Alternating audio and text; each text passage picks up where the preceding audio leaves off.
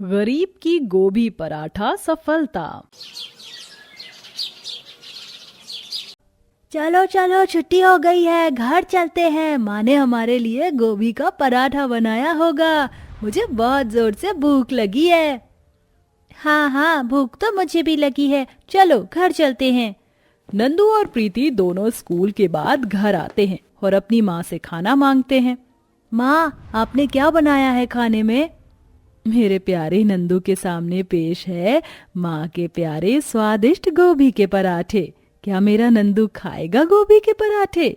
हाँ माँ, आपके हाथों के गोभी के पराठे बहुत स्वादिष्ट होते हैं।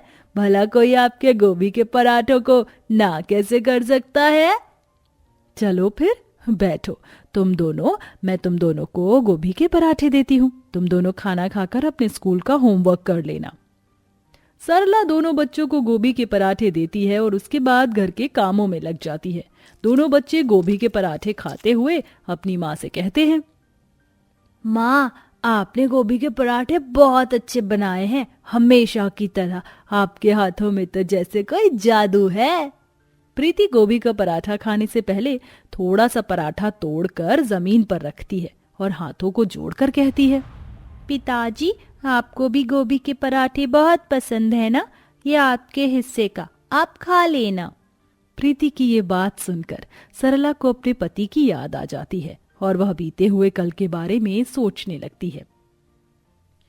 बहुत तेज बारिश हो रही होती है और बारिश में भीगते हुए आजाद चार लेकर घर की तरफ आ रहा होता है।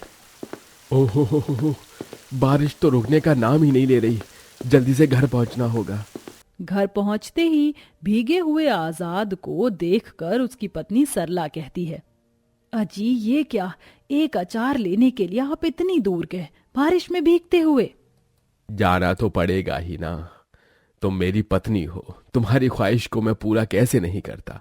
और फिर तुम्हारे साथ साथ मैं भी तो गोभी के पराठे के साथ अचार खाऊंगा।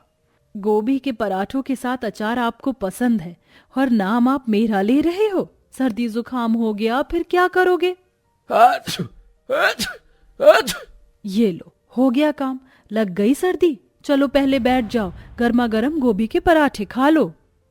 आजाद गरम गरम गोभी के पराठे खाता है। उसे गोभी के पराठे बहुत स्वादिष्ट लगते हैं, जिसके साथ साथ वह अपने दोनों बच्चों को भी अपने हाथों से गोभी के पराठे खिलाता है। पिताजी, माँ गोभी के पराठे बहुत अच्छे से बनाती हैं और आपके हाथों से खाने में बहुत अच्छा लगता है। पिताजी, अब मेरी बारी है, मुझे भी खिलाओ ना। सरला अपने गरीब परिवार के साथ खुशी खुशी से रह रही थी, लेकिन उसकी खुशी को आज मानो जैसे किसी की काली नजर लगने वाली हो। वह अपने पति और बच्चों को देखकर खुश हो ही रही थी कि तभी दरवाजे पर कोई दस्तक देता है। अरे आजाद भाई, अगर आप यहाँ हो तो मेरी मदद करो। क्या हुआ कबीर, इतना क्यों घबराए हुए हो? अरे कुछ गुंडे मुझे मारने के लिए आ रहे हैं, मुझे उनसे बचा लो। कबीर ऐसा कह ही रहा था कि बाहर कुछ गुंडे आ जाते हैं। आजाद कबीर को बचाने के लिए उन गुंडों से लड़ने लगता है, लेकिन लड़ते लड़ते एक आदमी उसे चाकू से मारने वाला होता है, लेकिन आजाद उसका वार किसी पर मार देता है। जाने अनजाने में आजाद से किसी की हत्या हो जाती है और इस वक्त वहां पुलिस आ जाती है। तुम जैसे लोगों ने गुंडागर्दी फैला रखी है, अब तुम जेल में आराम से चक्की पीसना, वहीं तुम्हारी असली जगह है। पुलिस आजाद के हाथों में हथकड़ी पहनाकर उसे गाड़ी में बैठाने लगते हैं। तभी सरला पुलिस के आगे अपने पति की भीख मांगने लगती है। मेरे पति को छोड़ दो साहब, मेरे पति को छोड़ दो। मेरे पति ने कुछ नहीं किया, मेरे पति तो बस अपनी जान बचा रहे थे। मेरे पति को छोड़ दो। तेरे पति को तो अब कानून भी नहीं छोड़ेगा, इसकी तो जमानत भी नहीं होगी क्योंकि इसने मर्डर किया है। ये सुनकर सरला फूट फूट कर रोने लगती है। हे भगवान, मेरे पति को जल्दी से छुड़वा दो। सरला बहुत उदास होती है क्योंकि उसका पति अभी भी जेल में बंद था। 2 दिन बाद ही उसके पति की सुनवाई थी। जब वह कोर्ट जाती है तो वहां उसके पति को कटघरे में खड़ा किया होता है। ऑर्डर ऑर्डर, मुजरिम ने एक बेगुनाह इंसान का खून किया है, जिसके चलते अदालत उसे उम्र कैद की सजा देती है। जज अपना फैसला सुनाकर चले जाते हैं, जिसके बाद सरला वकील के आगे हाथ जोड़कर रोने लगती है। वकील साहब, ये सब क्या हो रहा है? मेरे पति ने कुछ नहीं किया, वो निर्दोष है। उन्हें किसी तरह बाहर निकलवाइए। आपके पति को बाहर निकालने के लिए बहुत पैसे लगेंगे। उसकी जमानत करवाने के लिए पूरे 20 लाख रुपए की जरूरत है। इतने पैसों का नाम सुनते ही सरला के पैरों तले जमीन खिसक जाती है। ये आप क्या कह रहे हैं वकील साहब? हम गरीब लोग 2 वक्त का खाना भी बड़ी मुश्किल से खाते हैं। आप मुझसे 20 लाख रुपए की बात कर रहे हैं?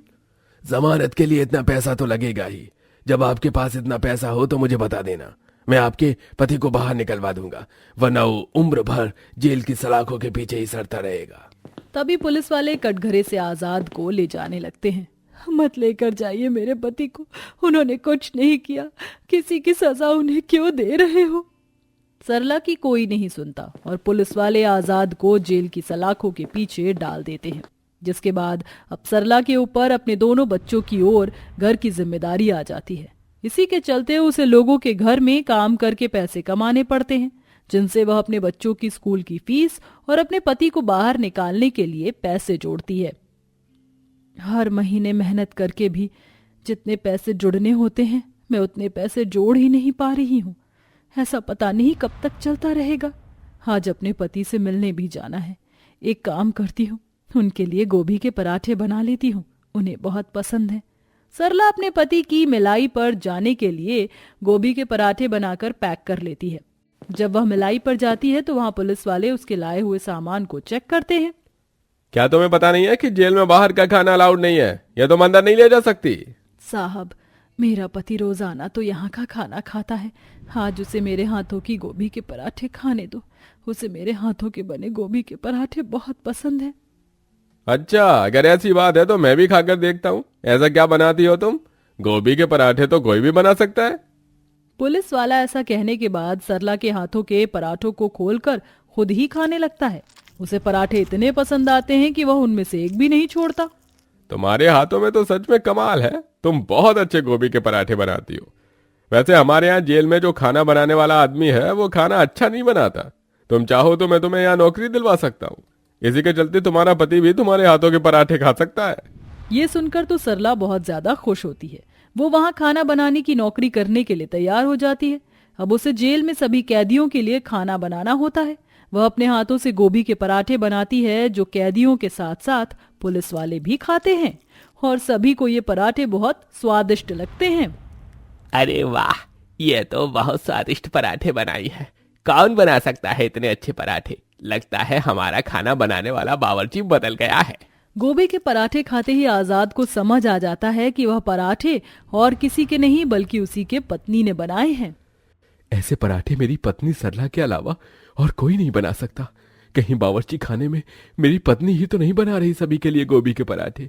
आजाद खाना खाते खाते बावर्ची खाने में आ जाता है, जहां वह अपनी पत्नी को देखता है। उसकी पत्नी सभी के लिए गोभी के पराठे बना रही होती है, जिसे देखकर आजाद की आंखों में आंसू आ जाते हैं।